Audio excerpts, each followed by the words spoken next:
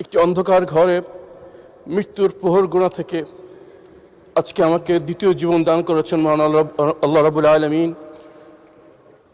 আমি মনে করেছিলাম যেহেতু দ্বিতীয় জীবন পেয়েছি, আমার পরিবার, আমার সন্তানরা আমাকে 8টি বছর পায়নি, তাদেরকে নিয়ে দেশের বাইরে চলে যাব। যেই দেশ আমাকে অধিকার দিতে পারে না সেই দেশে আমি থাকবো না।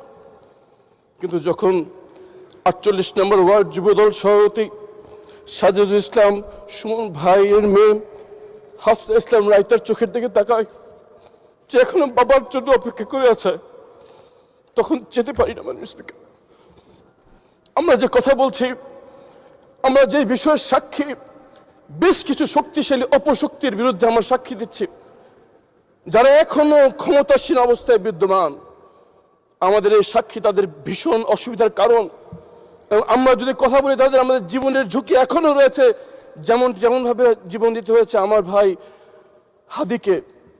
কিন্তু যখন এই সুমন ভাইয়ের মেয়ের চোখের দিকে তাকাই, মনে পড়ে যে আমার মেয়ের কথা। 8টি বছর তারা জিজ্ঞেস করতো বাবা কোথায়, কেউ উত্তর দিতে পারতো না। আজকে এখনো সুমন ভাইয়ের মেয়ে বলে যে আমাকে গুম করে আমার বাবাকে যেখানে রেখেছো সেখানে নিয়ে যাও, আমি আমার বাবাকে জড়িয়ে রাখবো, আর জড়িয়ে ধরে রাখবো, কোনোদিন ছাড়বো না।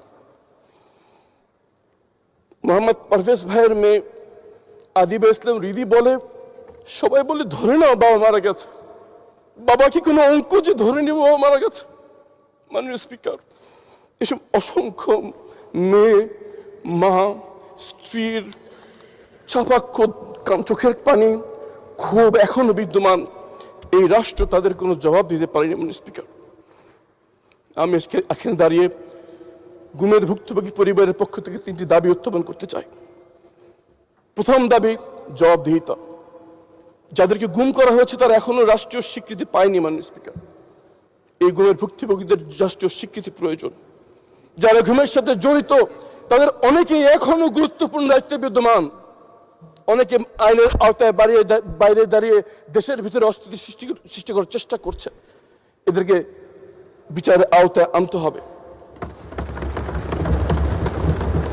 সর্বশেষ, এই বিচার যেন স্বচ্ছ হয়, ফ্যাসিস্ট আমলে লোক দেখানো একটি নাটক যাতে না হয়। এই 3 নিয়ে আমাদের প্রথম দাবি জবাবদিহিতা। দ্বিতীয়ত দাবি, এই ঘুমের ভুক্তভোগী পরিবারদের তাদের প্রিয়জনকে কেউ আমরা ফিরিয়ে দিতে পারবো না। আমার যৌবনকাল একটু অন্ধকার ঘরে কেটেছে, আমার যৌবনকাল কেউ ফিরিয়ে দিতে পারবে না। কিন্তু এই পরিবারগুলো যা হারিয়েছে তা ফিরিয়ে দেওয়ার ক্ষমতা আসমান জমিনের মধ্যে কারো নেই। কিন্তু যে কদিন আর আছে তাদের জন্য অন্তত অর্থনৈতিকভাবে কোনো কষ্ট না হয়, এতটুকু দায়িত্ব কি রাষ্ট্র নিতে পারে না? আমরা কতগুলো ব্রিজ বানানোর পরিকল্পনা করছি, একটা ব্রিজ বানানোর অর্থ যথেষ্ট হাতে গোনা এই কয়েকটি পরিবারের অন্তত অর্থনৈতিক নিরাপত্তা দেওয়ার জন্য। আপনার মাধ্যমে সরকারকে আহ্বান জানাচ্ছি, 17 বছর ধরে এই পরিবারগুলো অপেক্ষা আছে, আর তাদেরকে অপেক্ষা রাখবেন না। অবিলম্বে তাদেরকে একটি এমনভাবে অর্থনৈতিক পুনর্বাসনের ব্যবস্থা যদি আমরা করি যেন আর যাই হোক অর্থনৈতিকভাবে তাদের আর কোনো দিন যেন তাকাতে না হয়, এটা আমাদের দ্বিতীয় দাবি। এবং তৃতীয় এবং সবচেয়ে গুরুত্বপূর্ণ দাবি হচ্ছে, এই ধরনের ঘৃণ্যত মানবতা বিরোধী অপরাধ আর কোনোদিন যেন এই বাংলার মাটিতে আর হতে না পারে, সেজন্য আমাদের ব্যবস্থা গ্রহণ করতে হবে। তার জন্য দরকার শক্ত আইন, তার জন্য দরকার রাজনীতিবিদদের দৃঢ়তা, যে আমরা আর যাই করি এই ধরনের অপরাধ যেন বাংলার মাটিতে না হতে পারে। এই জন্য সবার আগে দরকার গুম কমিশন, যা কোনো কারো অনুমতি না নিয়ে তদন্ত করতে পারবে। দরকার স্বাধীন মানবাধিকার কমিশন, যার কারো চক্ষু রাঙানি উপেক্ষা করেও তার অপরাধের কথা বলতে পারবে। মাননীয় স্পিকার, আর একটি গুরুত্বপূর্ণ বিষয় আমার উপস্থাপন করা দরকার। ইসমাইল হোসেন বাতেন ভাইয়ের মেয়ে তার বাবা গুম হওয়ার পর থেকে তার বাবার অ্যাকাউন্টে রেখে যাওয়ার টাকা উত্তোলন করতে পারছে না। ব্যাংকের ম্যানেজার বলে, তোমার বাবার কি হয়েছে, একটি কাগজ নিয়ে আসো। আনিসা ইসলাম ইনশা গত বছরটি বছর মন্ত্রণালয় থেকে মন্ত্রণালয় ঘুরে বেড়াচ্ছে একটি কাগজের জন্য, যে তার বাবা যে গুম হয়েছে এটা যেন লিখে দেওয়া হয়। এটা আমরা দিতে পারিনি। আইনমন্ত্রী এখানে উপস্থিত আছেন, এমন একটি আইনি ব্যবস্থা গ্রহণ করা যারা গুমের ভুক্তভোগী যারা আছেন তারা যেন স্বীকৃতি পায় তার বাবা মৃত নন, তার বাবা জীবিত নন। কিন্তু এই স্বীকৃতি তাদের দরকার। অবিলম্বে একটি আইন করার আহ্বান জানাচ্ছি। মাননীয় স্পিকার, আল্লাহ আমাকে দ্বিতীয় জীবন দিয়েছেন, কিন্তু ঢাকা 14 আসনের জনগণ আমাকে এখানে দাঁড়িয়ে কথা বলার সুযোগ করে দিয়েছেন। তাদের জন্য কিছু কথা বলতে চাই। ঢাকা 14 আসনের সবচেয়ে নিগৃহীত জনপদের নাম হচ্ছে কাউন্দিয়া, যেটি জলবদ্ধ একটি ইউনিয়ন, যেখানে কোনো সড়ক যোগাযোগ নেই। 54 বছরে ঢাকার বাংলাদেশের অনেক প্রত্যন্ত অঞ্চলে ব্রিজ হয়ে গেলেও এই কাউন্দিয়া এখন পর্যন্ত সড়ক যোগাযোগ হয়নি একটি ব্রিজের অভাবে। মাননীয় প্রধানমন্ত্রী নির্বাচনী প্রচারণার সময় ওয়াদা করে এসেছেন যেখানে একটি ব্রিজ নির্মাণ করবেন। আমি দাবি জানাচ্ছি আগামী 6 মাসের মধ্যে ব্রিজের নির্মাণ যেন শুরু হয় ইনশাআল্লাহ। মিরপুরে একটি অন্যতম ধর্মীয় কেন্দ্রের নাম হচ্ছে শাহ আলী মাজার, কিন্তু দুঃখের সাথে বলতে হয় এই মাজারে অনেক অবৈধ অশ্লীল কাজ চলছে। মাজারের সম্পত্তি নিয়ে ব্যাপক দুর্নীতি হচ্ছে। মাননীয় ধর্মমন্ত্রী এখানে উপস্থিত আছেন, আমি ওনার সহযোগিতা কামনা করছি। আমার জন্য এই মাজারকে ধর্মীয় গাম্ভীর্য রেখে স্বচ্ছতার সাথে দিনী কাজের জন্য আমরা নিজেকে নিয়োজিত করতে পারি, এই জন্য মাননীয় ধর্মমন্ত্রীর পরিপূর্ণ সহযোগিতা কামনা করছি। মাননীয় স্পিকার, আমাদের একটি দূতাবাসের একটি প্রোগ্রামে কয়েকজন সংসদ সদস্য নিয়ে আমি গেলাম।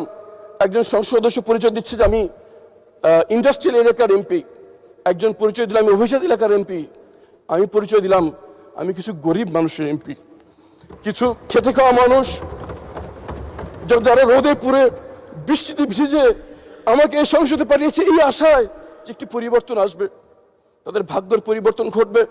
কালো টাকার প্রভাব, পেশি শক্তির ব্যবহার, সীমাহীন দুর্নীতি বন্ধ হয়ে সৃষ্টি হবে জবাবদিহিতামূলক ইনসাফ ভিত্তিক সমাজ।